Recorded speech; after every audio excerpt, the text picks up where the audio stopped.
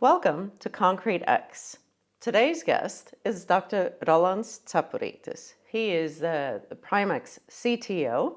He is also an associate professor at the Norwegian University of Science and Technology, and he's also the chairman of the board of the Latvian Concrete Association. Welcome, Rolands. Thank you, Kaya. Thank you for the invitation, and hope we can learn something more together about the Primex technology.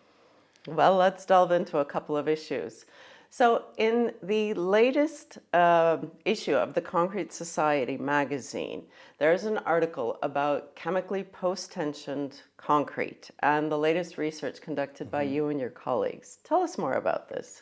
Well, this article is actually like a great milestone in our research activities and development activities, because in this article we presented data that we gathered over several years, where we actually put sensors in our chemically post-tension structures all around the world, and we followed the deformation of these slab structures over time.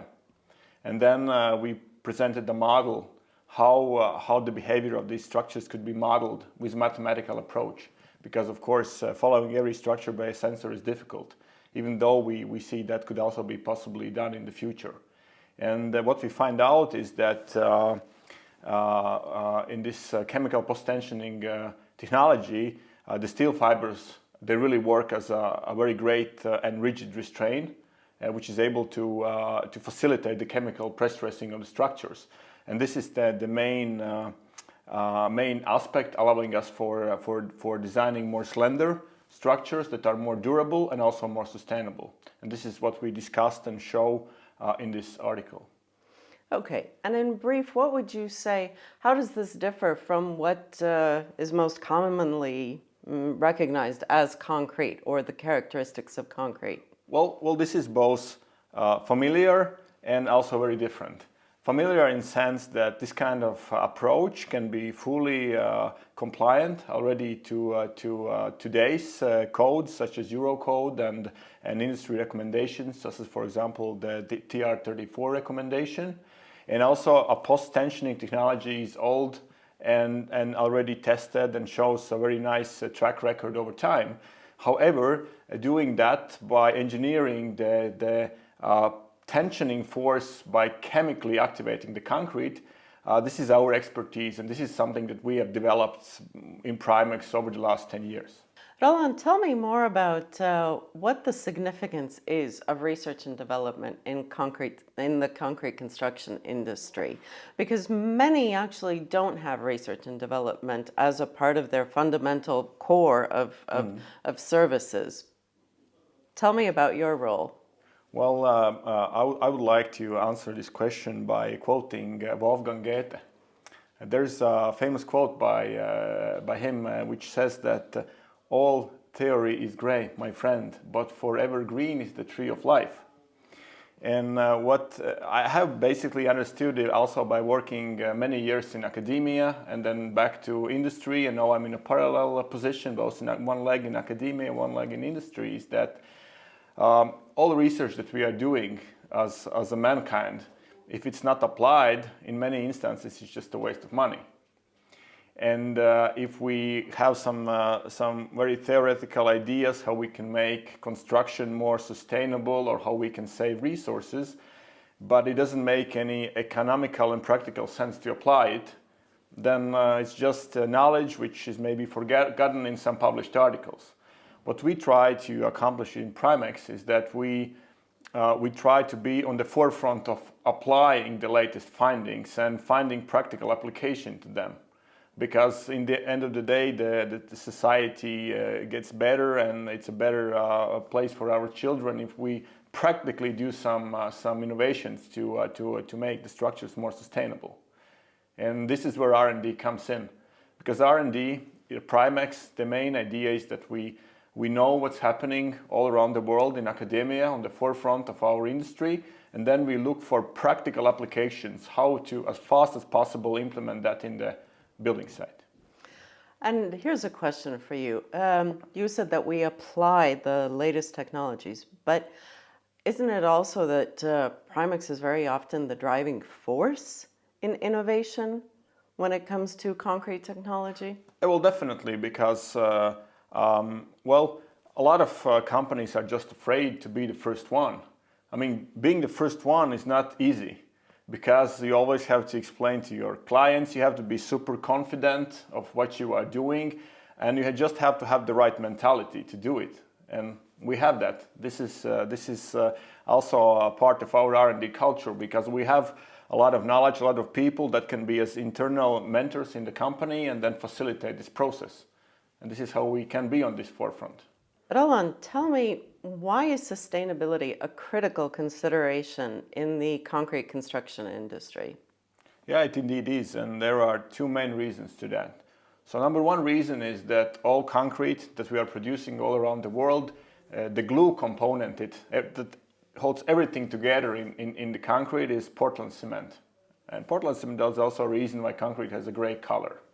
So Portland cement, if you look globally, is responsible for 7 to 8% of global CO2 emissions. And that is, of course, a very considerable contribution to that issue. And the other problem is that, well, the resources that we are using for concrete production, they are by the strictest definition non-renewable.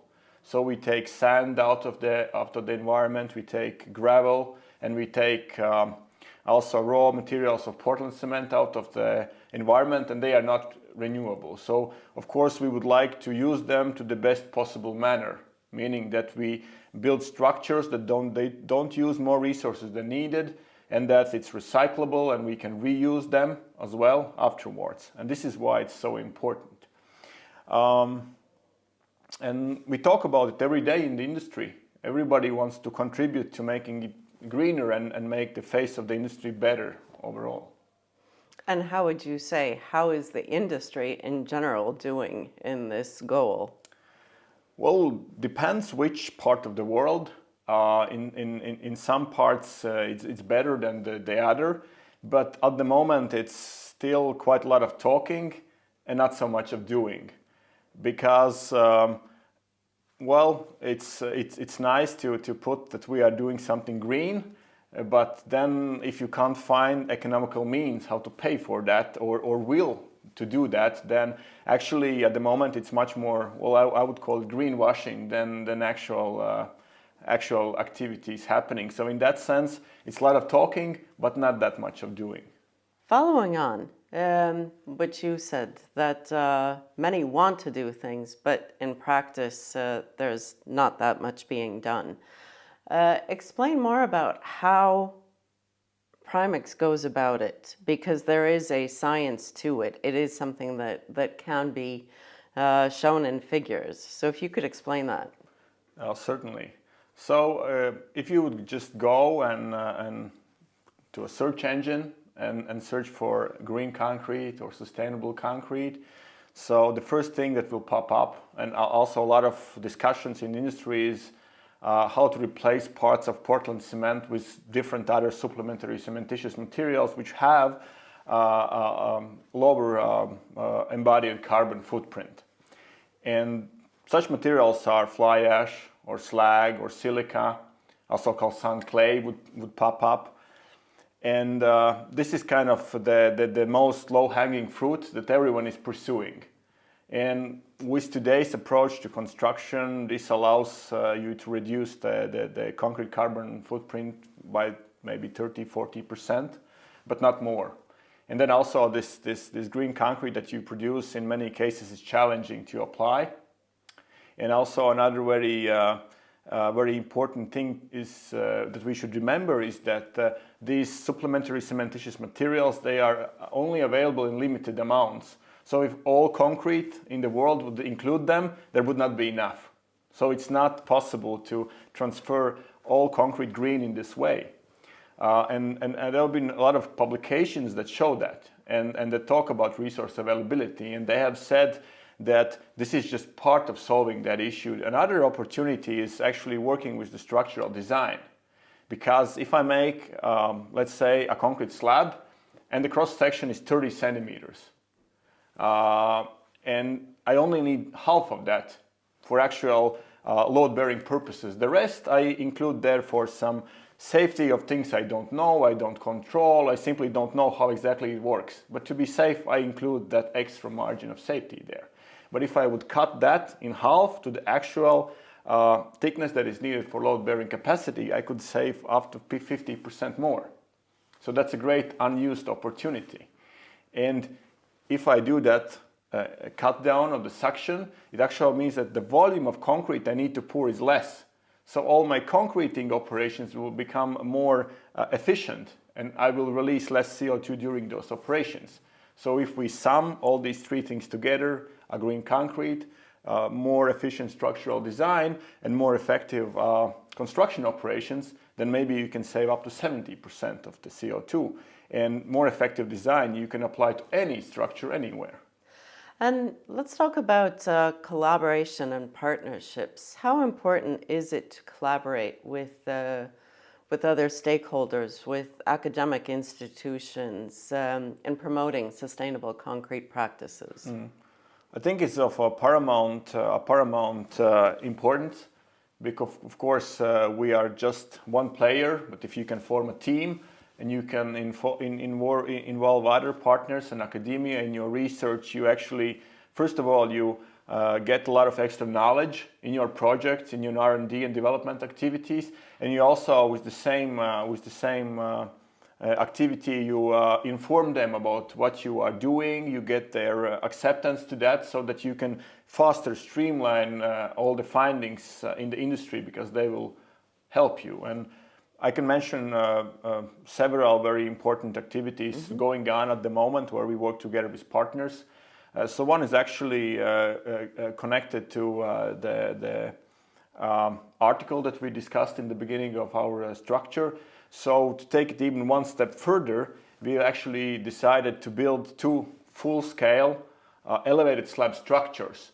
One was the conventional method, and the other one was the premix chemically post-tension concrete technology. And we will test them both for the service load and for the ultimate limit state load, and then essentially test what is the collapse load of both structures. And in this test, which is currently going on, and the results will be published hopefully still this year or beginning of next year, the first results at least, we involve a lot of academic players from different universities, from different countries, and then we have additional consultants from the academia, and we couldn't do it so efficient, so fast without the help of them. Another very important and interesting project is the project we are doing together with the CERN, which is the European Organization for Nuclear Physics Research. And we are together with them looking at how our concrete, which is more sustainable and also more durable, could be applied in nuclear physics institutions and possibly also in the nuclear industry in the future. And we couldn't do that alone, because we are not able to expose concrete to such environments alone without the help of them. And if we do it together, then they see that it works and they are able to apply it faster.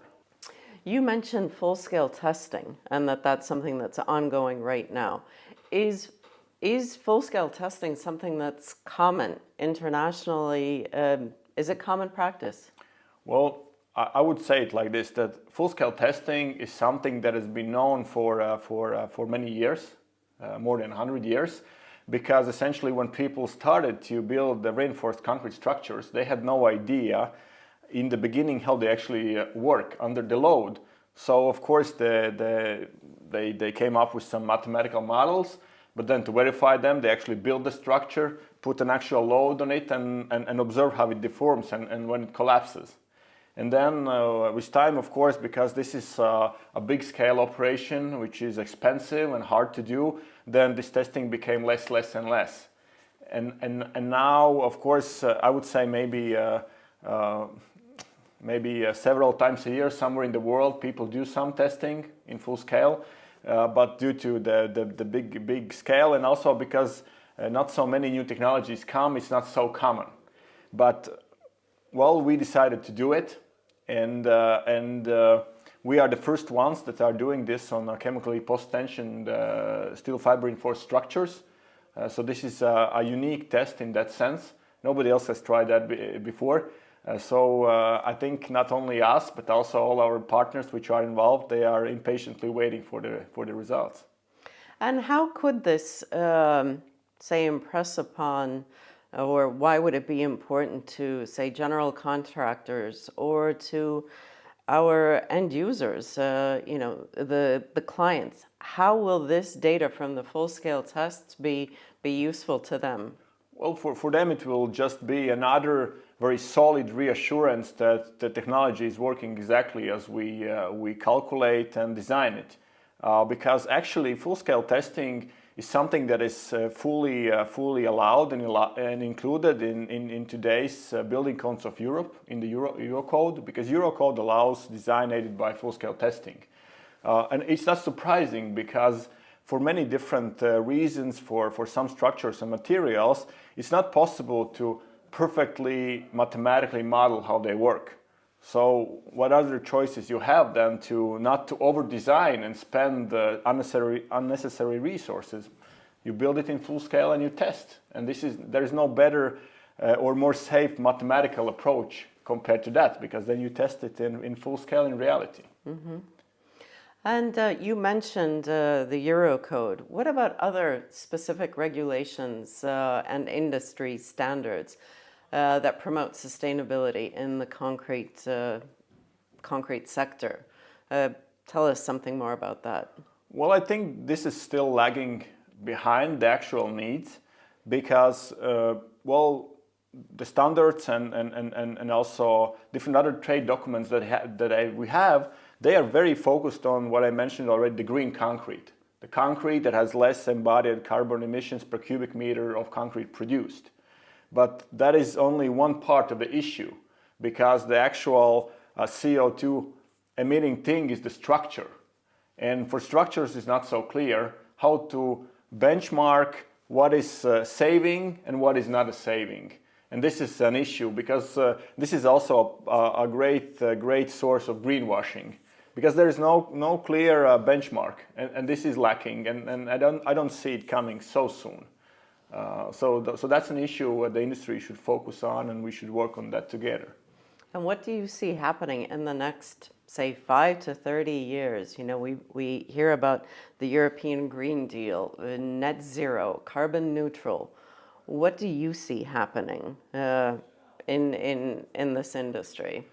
I think that, the construction industry has historically been quite rigid. And there is this thing that you hear on the building site where they say, we have been doing it like this for 30 years.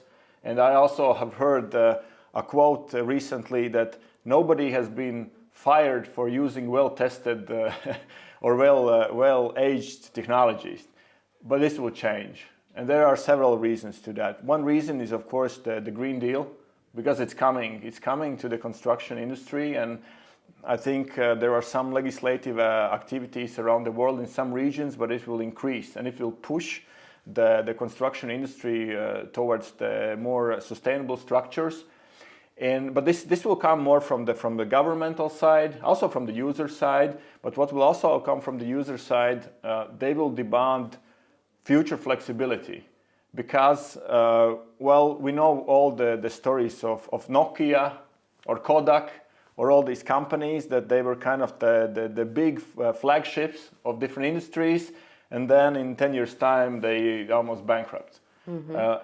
And I think that the life cycle of a company will maybe become shorter, because you don't know which parts of your products or technologies will be most demanded in the future.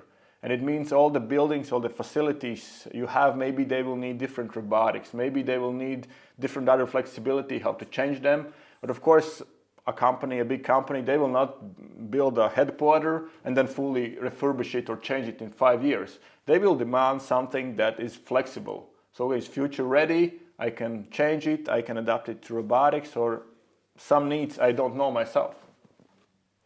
What would you recommend to large-scale companies that are looking for solutions that are not only time-limited to what's happening today, but do allow for that future flexibility? Mm-hmm. I think it's actually not that complicated to start today, and First thing, look for a partner, a contractor, or any partner you choose that offers design build services. Because if there is one party which is responsible for designing and at the design stage thinking how it's going to be constructed, that is very important. And then, of course, in that process, be involved and challenge any solution that they offer to you, so that any element is done on materials which are most sustainable and most efficient to apply. And then, of course, think about future flexibility. When you compare different solutions for different structures, in warehouse facilities, the most important is the flooring slab structure, because all your business, all your activities are put on top of it, and it has to be future ready and flexible for any kind of adjustments there might come in the future. And another question for you. You mentioned, that any end user should challenge a cooperation partner with what might be their option. And I think that your involvement in this industry and your experience would also be interesting to learn a little bit about you and how you got interested in this. Actually, I ended up in the concrete industry a little by accident. I was at that time first year civil engineering student at the university, and for me it wasn't that tough to follow the studies, so I was looking for some part-time job. And then at that time there was an advertisement board at the university, at our faculty of civil engineering, and there was an ad saying that we are looking for a lab assistant for a concrete factory, ready-mix concrete factory, and it says you can do it parallel to your studies and no prior experience is needed. And I say, perfect, I'll take it. So I took it off the wall so nobody else could apply, and called them. And then, okay, some people also had managed to apply already, and then there was an interview session, and I was hired. And I didn't know that much about concrete when I started, and now it's almost, sorry to say, almost 20 years ago. But what really got me excited is actually that when you work with concrete, and one of the main characteristics of concrete is its compressive strength. So to test that, you would cast concrete, which is in liquid form, in formwork, and it would harden, and that formwork has a shape of a cube, and that you put in a pressure machine and check how much load can it take. And for me, it was very exciting, because typically this test you do after 28 days of hardening. So after 28 days, you already see the result of your work, and you see it practically, and it's expressed in numbers. And compared to designing structures, which was kind of my major, which was I was studying, that was more theoretical, because you design them, but you actually never know what load exactly can they take. You have just a theoretical model. But in concrete is what you produce it and you test it, and you see what is the end result, and there is no guessing in that. So that is something that kept me. And then I learned that concrete is such a big billion industry all around the world. There are so many development already at that time was happening, and it was just so exciting. So I decided to stay, and now I've dedicated all my professional career to that. All right, thank you very much. I'm Kaya Wiesel, and this is ConcreteX.